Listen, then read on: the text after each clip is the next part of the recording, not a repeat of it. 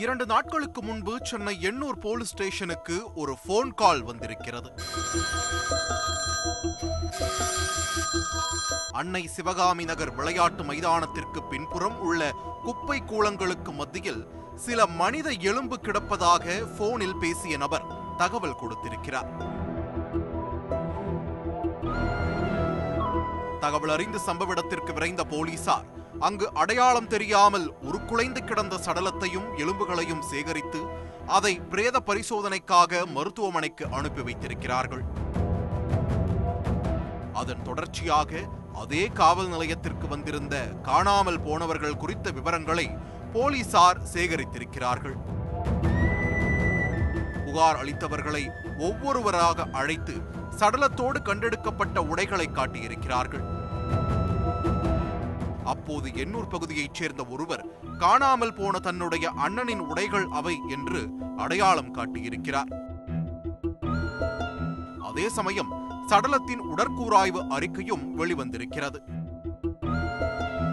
பின்பக்க தலையில் பலமாக தாக்கி கொலை செய்திருப்பதாக அட்டாப்சி ரிப்போர்ட்டில் குறிப்பிட்டிருந்தனர். உடனே போலீசார் குற்றவாளிகளை தேடி விசாரணையை தீவிரப்படுத்தியிருக்கிறார்கள். கொல்லப்பட்டவர் கார்த்திக், 24 வயதாகிறது. சென்னை எண்ணூர் பகுதியைச் சேர்ந்தவர். வாடகைக்கு ஆட்டோ எடுத்து ஓட்டி வந்திருக்கிறார். இவருக்கு ஏரியாவில் ஏராளமான நண்பர்கள் உள்ளனர்.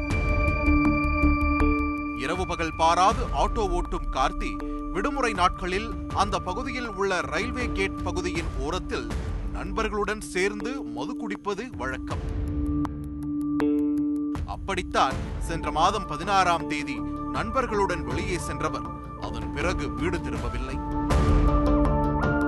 24 நாட்களுக்கு பிறகு சடலமாக மீட்கப்பட்டிருக்கிறார். போலீசார் நடத்திய தொடர் விசாரணையில் கார்த்திக்கின் செல்போனை அவரது நண்பர் கார்த்திகேயன் என்பவர் வேறு ஒருவருக்கு விற்றிருப்பது தெரிய வந்திருக்கிறது. இதனால் சந்தேகமடைந்த போலீசார் கார்த்திகேயனிடம் கிடுக்குப்பிடி விசாரணை நடத்தியிருக்கிறார்கள். அதில்தான் அனைத்து உண்மைகளும் வெளிவந்திருக்கிறது. நண்பர்களோடு மது அருந்திய போது கார்த்திகேயன் போதையில் ஆடைகள் களைந்து ஆபாசமாக கிடந்திருக்கிறார். அதை கார்த்திக் செல்போனில் போட்டோ எடுத்து நண்பர்களுக்கு அனுப்பி கிண்டல் செய்திருக்கிறார். அவமானத்தில் கூனி குறுகிய கார்த்திகேயன் இந்த நிலைக்கு காரணமான கார்த்திக்கை தீர்த்து கட்ட திட்டம் தீட்டியிருக்கிறார். சம்பவத்தன்று வழக்கம் போல நண்பர்கள் மது அருந்தியிருக்கிறார்கள். எல்லோருக்கும் போதை ஏறியிருக்கிறது. கார்த்திகேயனுக்கு மட்டும் கொலைவெறி ஏறியிருக்கிறது. மறைத்து வைத்திருந்த சுத்திகளால் கார்த்திக்கை அடித்தே கொலை செய்திருக்கிறார் கார்த்திகேயன்.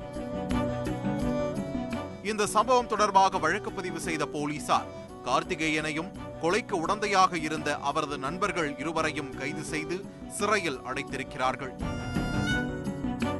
கேலி கிண்டல்கள் ஒரு எல்லையை மீறும் போது கொலை வரை சென்று விடுகின்றன என்பதை இந்த சம்பவம் உணர்த்தியிருக்கிறது.